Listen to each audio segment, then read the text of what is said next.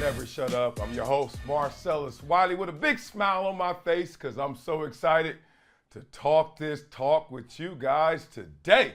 Man, it's getting heated. We're in the offseason of the NFL, and guys are still taking shots like they are on the field. And let's get right into it. We know what we're talking about. Is this unnecessary roughness, or is this no penalty on the play? JuJu Smith-Schuster, yeah, we know him, right? As they call him now, TikTok boy, wanted to have a Valentine's Day card sent to the Philadelphia Eagles. We know who JuJu Smith-Schuster is, obviously receiver for the Kansas City Chiefs. 1 year deal receiver, I may point out to you, for the Kansas City Chiefs. And he sends this tweet out, right? On Valentine's Day. Wow. Now I'm over there hugging my wife, loving life, got my family around me, just checking the gram, checking Twitter. Oh, shots fired. Now, I thought this would go away, even though I thought this was close to the line, maybe even crossing the line. But we know today's world. We know how social media rolls. This thing went viral. You guys see the image right there. JuJu says to James Bradbury, who held JuJu, 1 minute, 54 seconds left in the Super Bowl, obviously keeping that drive alive and helping them win the game. I'll hold you when it matters most. Damn. Put the post out, put the card out, didn't even sign it. Not to anybody, not from anybody. Y'all know what this is. This is shots fired. He threw the rock and he didn't even try and hold his hands. They were just out there. Now, when I first saw this, I was like, that's NFL 101 in the locker room. Y'all see me right now in the locker room. These jokes will fly. We will blast at you, but know one thing, just like we learned in school, that energy can't be created or destroyed, just transferred. So for every action, there's an equal and opposite reaction. Oh, damn it. And I was just waiting. I was sitting there with the wife eating the tacos, ketchup dripping everywhere, orange juice on this elbow. And she's like, baby, why you over there giggling? I'm like, because these shots been fired. It's about to be returned. And it went down. Let's look at what A.J. Brown, loser on the Philadelphia Eagles, but a beast as a receiver, had to say to my man JuJu. He said, first off, congratulations. He said it real gangster too, like, y'all deserve it. This is lame. You was on the way out the league before Mahomes resurrected your career on your 1 year deal. TikTok boy. He admitted that he grabbed you, but don't act like you're like that or ever was. God dang. But congratulations again. You know what I love about his shots? You know what I love about his response? I love the fact that he actually gave him some flowers, and then he just stepped on them, and then he just cut them off. He just said, man, get these flowers out of here. Threw the whole dozen on the ground, right? It's amazing, that response. We're not done yet, because once he got that shot off, you would think JuJu would reply, oh, no. You got to take more hits. C.J. Gardner comes out with his tweet, schoolboys acting gangster. So let me talk about this. I've seen a lot of pundits, I've seen a lot of people talk about how this crossed the line. How does this cross the line? Like, I think sometimes guys get on TV and forget that they were in the locker room. Like, don't forget where you came from. We know in the locker room, this is fair game. Now, when it crosses to someone else's locker room, is it fair game? Well, one thing to make sure it is fair game is that it's reality-based, right? Like, don't be taking some crazy shots at somebody to try and put them down and you making that up, right? Don't do that. So this is not that. JuJu is highlighting something that's obviously devastating to the Philadelphia Eagles fan, especially the James Bradbury, everybody. We get it. But ain't that football? Ain't that how we get down? Like, if I saw Patrick Mahomes out there, I'm the Philadelphia Eagles, I know he has a bad ankle.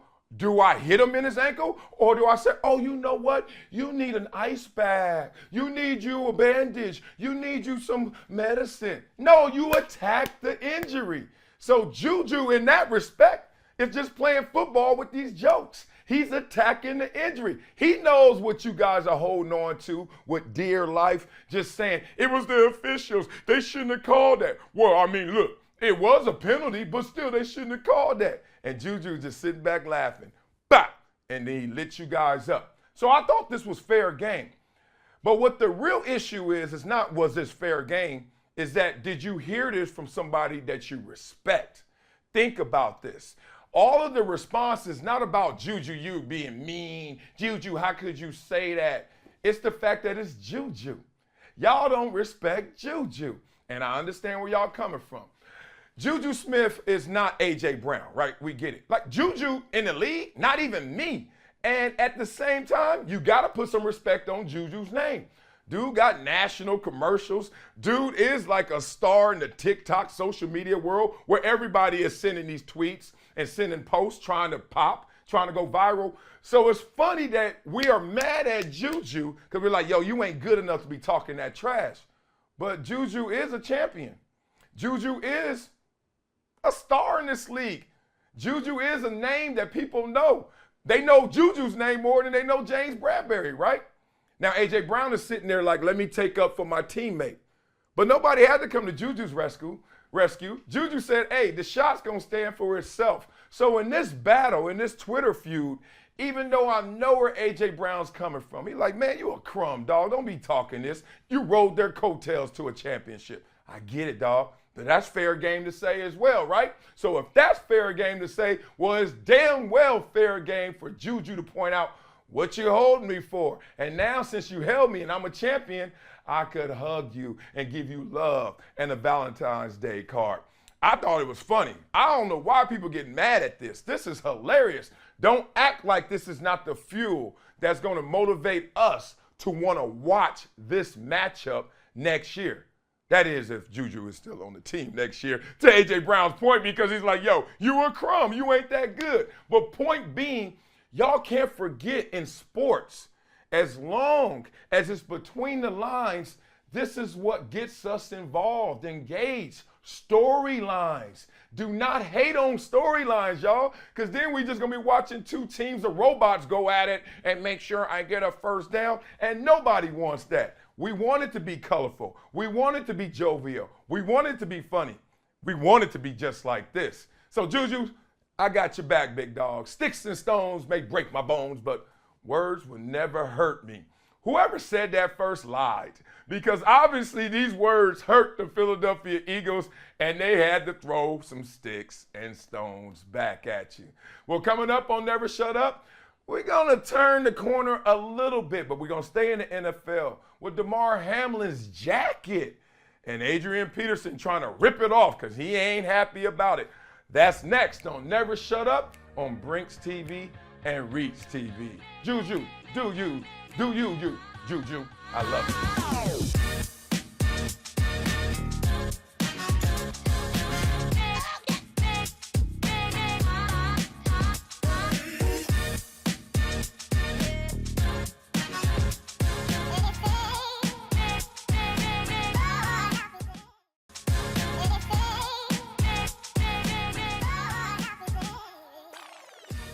Welcome back to Never Shut Up. Your boy Marcellus Wiley here, sitting there in the t-shirt. A lot of my homegirls coming up to me saying, you're not going to wear suits anymore? You're not going to dress like you used to dress when you were on the network shows? No. No, I'm not. I'm in the basement of my house in my home studio. I am not putting on a suit while I'm over there stepping on Legos on the way downstairs to my home studio. No, I am not. But I'm also not the guy, because I run hot. Y'all know me. I'll start sweating in the second segment quick, to wear a jacket. But Damar Hamlin, he wore a jacket to the Super Bowl. And was Adrian Peterson unhappy. Now, I know Adrian Peterson, and let me just say it like this. He wears his convictions on his sleeve. He wears his heart on his sleeve about anything, right? We know Adrian Peterson, a beast at the running back position, but also a firm believer in what he believes in. And obviously, as a Christian, that's where we have this conversation. Damar Hamlin wore a jacket that Adrian Peterson said was blasphemous, right? He took down his tweet and finally talked to Damar Hamlin. But before saying that and before having that conversation, he went out there and blasted him for us all to see. He said, quote, "You should be thanking God, son. This is blasphemy. We all fall short, but come on, man. I find this disrespectful." What an impossible place to put Damar Hamlin in. One, I know why Adrian Peterson said that, because he was truly offended by that jacket. But not just offended by the jacket, but by who wore that jacket. Adrian Peterson and many other people are looking at Damar Hamlin now in a situation that is beyond high standard. Like, you have survived. You have been born again, basically, because he died flatlined on the football field.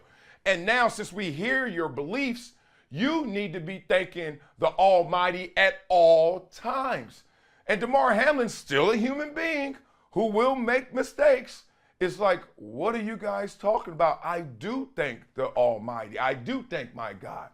But one, I thought that was really an intrusion on his personal space. Even though he wore a jacket outside, it's still the way that he wanted to display it, and he didn't do it with ill intention. So here's the conversation. Was that just a statement, a fashion statement, or is this truly a scandal? And would this have been a problem if it were me wearing that jacket who didn't flatline on the football field? Obviously not. So now I can hear some of the pushback on this. Little virtue signaling here, right? Like, Adrian, you're not perfect. We know of some of your indiscretions, obviously, in the past. And now you're going to point out this guy's jacket, which I've heard he didn't even know what it meant, like, to that degree. He just wore something of fashion and then realized in conversation and in pushback, oh, my bad. I am still a firm believer. He says he gets up every single day now and gives himself 10 deep breaths in thanks to his God, to his Lord. But who are we to question that? Who are we to get in between that relationship? What if he was an atheist? An atheist has been born again too. And I'm not talking about in the church. I'm talking about has flatlined and then has relived again. What do we say in that conversation? Obviously, this is not that, but it makes you think. Like, who are we to throw those rocks from this glass house? And I'm looking at this situation, Damar Hamlin, impossible place. One, he has now this exceedingly high standard to walk around and always be thankful, right? That's part one. Two, he has no peer group. He has no one to learn from and no one to confide in, because no one he's going to talk to has flatlined and come back and played football in the limelight. Think about that. Think how narrow his situation is, to the point where he's really one of one. And in that situation, this is why I respected what I saw from Fred Taylor. Fred Taylor's my former teammate, great running back, should be in the Hall of Fame, but you know how the Hall of Fame goes. We've had that conversation. Fred Taylor's like, hey, man, this ain't it. Y'all need to get out the public eye with this conversation. Adrian, you're an OG. Talk to the young man. I'm sure he didn't mean any harm. I'm paraphrasing, but basically that's how it goes. And in this locker room and in this world at large, there are times where you just need to grab somebody and say, hey, man, step outside for a second. You don't always have to throw it down in front of the locker for the whole world, the whole team to see. This was one of those moments for me. Not because Adrian may not be right in his head, and Damar Hamlin, without any ill intention and malintent, still could have been looking like, man, why are you bringing my faith into question? You could bring my fashion into question, but don't combine the two. Don't conflate them. And I think this story kind of got out of control in that respect. Obviously, Adrian did come to his senses, realized, oh, you know what? I don't need to come at the young man like that. And frankly, I am out of pocket coming at him like that. And I think that right there made people turned off and turned back on into this conversation. You were turned off because you're like, this is a Christian guy blasting another Christian guy. And for those who are like, religion, whatever, they had ammunition. But then you also saw Adrian Peterson take responsibility, show contrition, and actually retract his statements and take it down. Now you all of a sudden look at it like, that to me, at least in perception, sounds like the Christian way. So in conversations like this, man, you imagine what Damar Hamlin's really going through? Like, he doesn't even know how to navigate these waters because there's no precedent. Who are you going to look at in terms of, okay, I'm going to learn from that guy, and then I'm going to do it this way?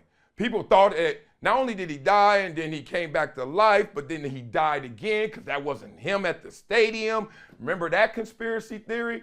Then all of a sudden, oh no, he's just trying to take advantage of this and create some documentary and just get paid off of it. Is that the worst thing? Like, everyone is coming at this guy, and it's so fast and so quickly how the tables have turned, where now he is also, let's be real, kind of a target. And the guy who's sitting there like, I'm just thankful. I'm trying to figure out my health situation to get back into the NFL. But that's called survivor's remorse. If you really want to talk about what he's going through, there's some survivor's remorse. Like, imagine you dying, coming back to life, and still having all these opportunities in front of you. You're like, I escaped something that you're going to read about and see hundreds, thousands of times a day. We are all being told and sold and shown death around us. And this guy survived it. I just think we need to be a little more empathetic and sympathetic to his situation while he figures it out. Because if not, I ain't gonna lie to y'all. If you talk about this dude right now in this moment, you don't look sympathetic. You just look a little pathetic. Coming up on Never Shut Up, oh man, we gotta talk it. These tattoos. Ben and J-Lo got tattoos on themselves. Does that mean they're in deeper love, real love, true love? Or is it just juvenile? We'll talk it on Never Shut Up, on Brinks TV and Reach TV. I'm tatted up too, but it ain't the wife. It ain't the wife.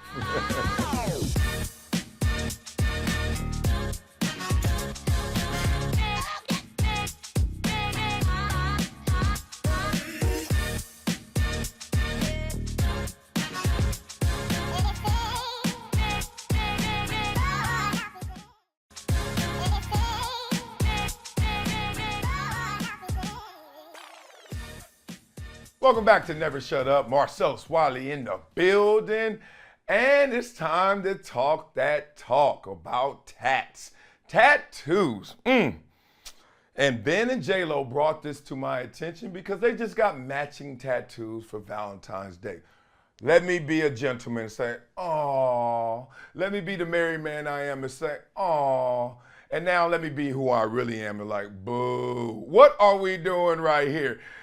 Okay, let's talk through this. Tattoos. And I have 2 tattoos, and I wish I had 0 tattoos. But youth is wasted on the young, right? So when you're trying to figure out who you are and trying to stretch the borders of your identity and trying to show mama and daddy in the world that you are yourself and yourself only, you do things that you will regret. And I regret them for several reasons. I ain't gonna lie to y'all. One, them things hurt. Like, when you get a tattoo, I'm like, what the hell was I thinking? Like, I don't even like a needle to draw my blood. But now I'm going to sit there for 4 hours and let somebody get their Etch-a-Sketch on in my skin. I'm like, yo, I swear I was dog cursing everybody I ever met that had a tattoo and that was telling me how cool they were. I was like, they ain't tell me this shit hurt. Like, it just hurt. And so that was part one. Part two was when they were done, it looked so much better on paper than it did on my arms. I ain't gonna lie to y'all. I got the ugliest tattoos ever.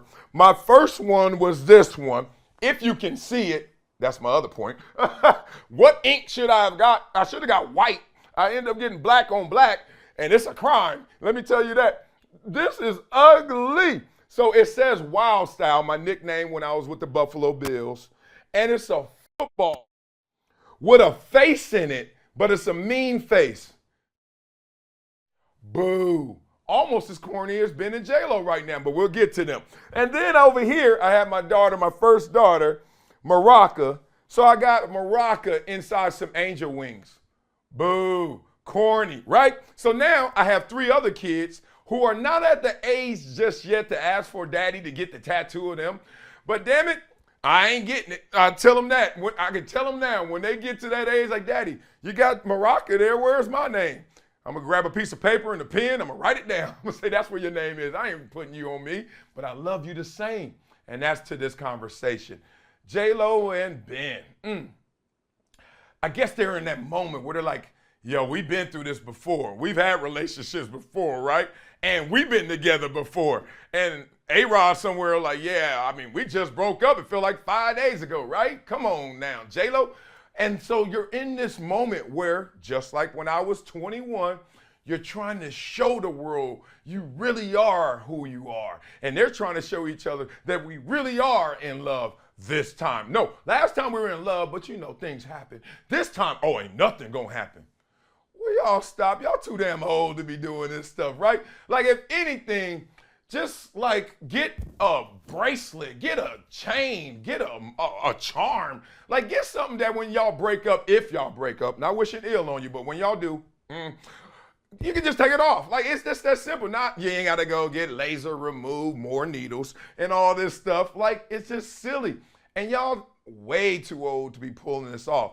But I'm not really mad at it. I'm just mad that I got tattoos, and I'm mad that somebody else who's older than me is still justifying it the same way I did when I was 21. Y'all need to stop. And you know, it felt all lovey-dovey. I'm really into you this time. Interesting play. I know you guys out there got some tattoos on you.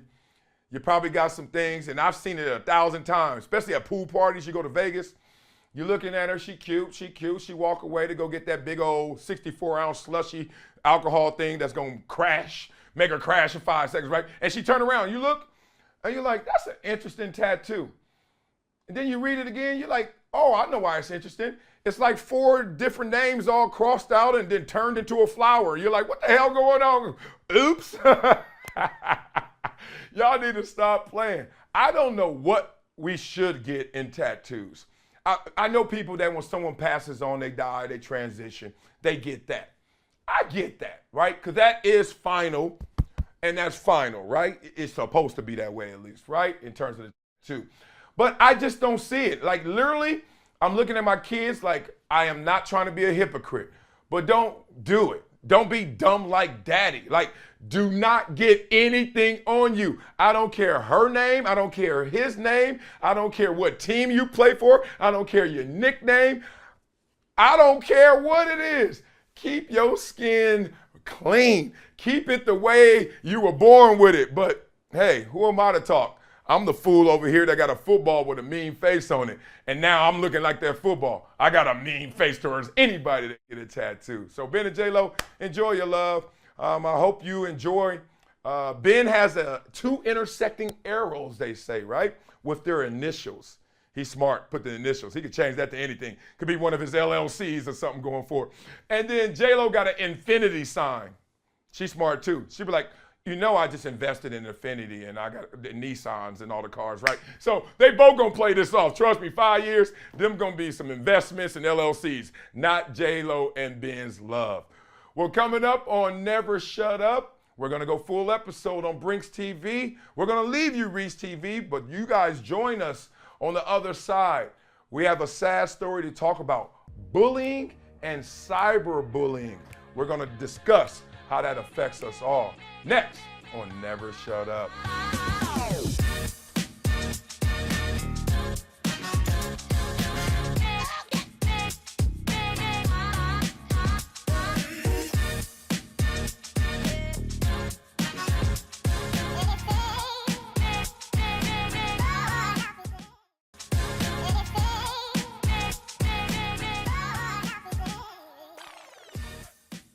Welcome back to Never Shut Up. Marcellus, Wiley here on Brinks TV.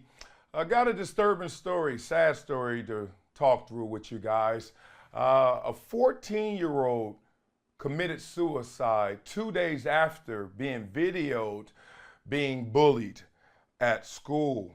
This happened in New Jersey, and the attack went viral, but not just viral in terms of the world got to see this disturbing act, but also it was followed and accompanied by a lot of bullying in terms of verbiage and in terms of still attacking the individual during those 2 days. So not only do you deal with the physical attack, and then the world at large knows about that attack, but those same people and people at school were continuously disturbing the young lady until finally she fatally took her life. Bullying. And now, let's be real, 2023, cyberbullying. Those are things that we talk about a lot, but do we talk about them in depth, or do we just get disturbed and sensationalized during story and then move on? I want to unpack it a little bit because bullying and cyberbullying are two different things. They may overlap in some degrees, but when I grew up, obviously there wasn't any cyberbullying occurring, but there was bullying.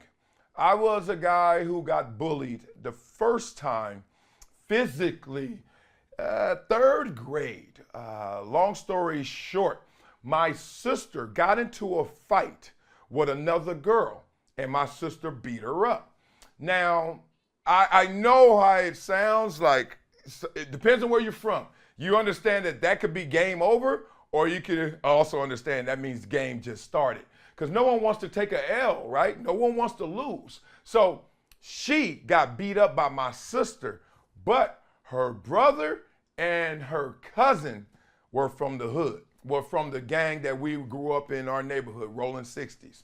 So all of a sudden she got this like 14-year-old brother and his cousin show up the next day. We're walking at the corner. We look, and then I'm like, oh, that's the girl my sister just got into a fight with. All right, with two dudes. And the guys come out front. She stays in the back. And they're like, oh, y'all got problems with my sister, huh? Now, in the third grade, what am I, 7, 8 years old? These guys obviously in high school, big, twice my size, twice my sister's size. But my sister is not me. I don't fight. I don't want to fight. I like to run. I was going to run, y'all, like straight up, like Tiggy, let's go. But not my sister. The same reason she beat up that girl, the same reason she got into that fight, the same reason she wasn't backing down from these boys. She's like, yeah, we had a fight and I whooped her ass. Now what? I'm like, oh my God. And you know what now what turned into? Beating my sister up, beating me up, and then just looking at us, right? So now, here we go again. Game over or game just starting? We're walking home. I'm mad at my sister this much because she could have avoided that, I thought. I thought she could have either punked out or I thought she could have just ran with me and then maybe they don't show up again because they feel like they scared us. But she fought through it. So now we're going home. And I got family members from gangs too, right? All my uncles, street guys, all my family into the gangs. My sister easily could make that call. And then now they're responding to their response and there's collateral damage. But that may have stopped it, right? But I was like, I don't want to ignite that. I don't want to go through that. We're not doing that. But what are we going to do? Oh, I could go back to school and tell. And then what? She's going to tell. I'm going to tell. The other girl finds out we told. The boys find out we told. They just wait until the teachers aren't around. The principal isn't around. Security isn't around. And then they whoop our ass again. All right, so we have a dilemma here. Two bad choices. Okay, we can't tell our parents. We tell our parents, they're going to go run to the school, and then they're going to try and find these boys as well. What if these boys from the hood going to mess with our parents? I don't want that. All bad choices. So the next day, we go to school. You know, my sister and her, whatever, eye rolling, I guess. I don't know. Walking away. Same corner. Guess who's there? All three of them. Same thing happens again. And I'm not going to give you guys hyperbole, but I remember that happening for an entire month.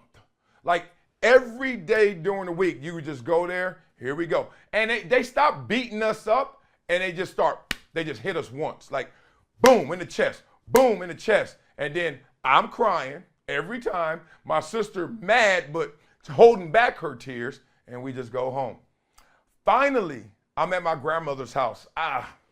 And my grandmother could always read me, like most grandmothers, right? But she could really read me. Like I was easy reading for her. And she's like, Teddy Bear, what's wrong with you? And I was like, oh God. And see, I'm such a big nerd. I'm such the guy that doesn't want to fight. I am leaking. I want to tell her. And I'm like, I'm scared of my sister. I'm scared of these gangsters. I'm just scared to blow up this scene and somebody else get hurt. I'm like, I can take it. They're going to get exhausted. Sooner or later, they're going to let us go. Finally, I just let it go. And I actually told my grandmother. Now, what happened was the next day we show up and there's no one on the corner. And I'm like, I started to think my grandmother, mother of my uncles, went to work. She basically told, and I heard the story, and I ain't hear the story because I'm still young, right? But I heard the story as, okay, your uncles went there to just make sure that they don't want to mess with you guys anymore. I don't know the depths of what my uncles did to them or what they tried to do back to my uncles. But let me just tell you, nothing else happened to us. And as crazy as that story sounds, and as much trauma and bad blood we had between us, I'm thankful that it ended that way.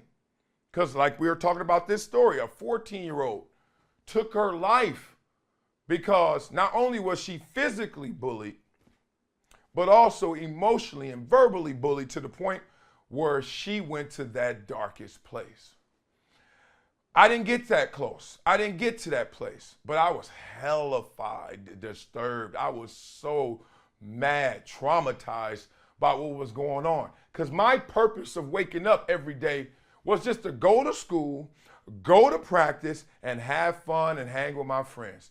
It was not trying to navigate around some bullies or some of the ills and adversity that I was facing in my neighborhood. How many of you guys out there dealing with that, right? Who do you talk to? Who do you talk to and actually have the response that's going to help and not magnify, not ignite something even worse than that? Or do you not talk to anyone at all and you keep it in and then you continue to have a heavier burden on your heart and your mind and potentially implode? It's a very disturbing place we're in right now because even cyberbullying, it's interesting because my pure thoughts on cyberbullying is keep scrolling, right? I've been through some of the firestorms before where it felt like for a day or up to a week, people hate me because I said something that they don't like. Whether it was when I talked about Colin Kaepernick, a lot of people agreed with me. A lot of people didn't. Black Lives Matter. A lot of people agree with me. A lot of people didn't. Your team. I said that the Chiefs weren't going to win another Super Bowl. A lot of people believe me. A lot of people don't. It could be trivial. It could be major. Point being, when I saw hate come my way, I would always just scroll up. But did it have an impact on me? Did it have an effect on me? This much. You know why? Because that much I let go in. I was like, oh, I am disturbing some people. And I'm getting a reaction out of them. Maybe I can learn from this and it could round out my argument. It could round out how I'm really feeling. But in terms of me feeling bad about myself because you don't like what I say or you don't like what I do, I got a stronger sense of security and identity than that. But at 14, I don't think I had that. Matter of fact, I know I didn't have that. I just didn't have the internet to prove that I didn't have that. So physical bullying, and now you complement that with cyberbullying, you got to protect your space. You got to protect your emotions. You got to be able, if you're going to log on, to be able to just move on if somebody's coming at you to disturb your peace. You got to remember that because if not, we're in some trying times. There are bots out there. There are literal companies that are just sitting there trying to antagonize you. And trust me, they know if you're antagonized. You can say, I didn't click on it. I didn't like it. I didn't do anything. They will look into the metrics of how long you were staring at it. They will say, oh, you were moving 1 second, 1 second. This one, 12 seconds. Wonder why. What's on that 12-second tweet? Something that got them. And then the next thing you know, a bot or a real person will just keep coming because now the algorithm's going to throw it your way. You got to remember what they want is our attention. So you get our attention greatest, not by the echo chamber, just saying everything I like and love, but somebody coming at me, hating on me, talking trash to me, and then that engagement. I only add up those with me, not those against me. So I only look at my followers as like, yeah. And if you got some hate towards me, I don't even count you. You guys got to figure it out for yourself how you guys are going to deal with this new world because no one wants to have disastrous endings like this story I just reported on. All right, you guys know me. We got to end this show with a Wileyism. Got to give it love. You guys ever heard of the 6 P's? And no, I'm not talking about food. I know y'all looking at me like, hey, fat boy, you always talking about food. No, 6 P's, not food. It is proper planning prevents piss poor performances. I heard this one, and I remember I was like high school. 6 P's. Coach used to always say this, right? And it's interesting that if you really apply the 6 P's, proper planning prevents piss poor performances, you understand how important it is to come prepared. And not only come prepared, but check your work. One of the things I learned that made me just instantly smarter wasn't the fact that I would just write out a paper or do my homework, was I would actually take a break and come back and revisit it, proofread it. You know what I mean? Have you guys done that? Like wrote a paper, you thought it was perfect. Oh, I killed that. Oh, I know what I did. Booker T. Washington, oh, I smoked that. You know what I mean? And then turned it in. And then the teacher gives it back to you. She's like A+ over B-. You're like, B-? She's like, grammar, logic, like some of the issues, red. You're like, easy things you would have caught, right? Easy things if you would have just came back and checked on it one more time. So always remember the 6 P's out there, guys. Proper planning prevents piss poor performances, not just in school, not just on the field, but in life in general. Plan your day out, meal prep, whatever it is, whatever you're trying to attack in terms of a goal, make sure you plan first. All right, that's going to do it for today's episode of Never Shut Up. It's your boy Marcellus Wiley, loving life over here on Brings TV. Hope you guys are enjoying it, and we will talk tomorrow. All right, have a great day. Go.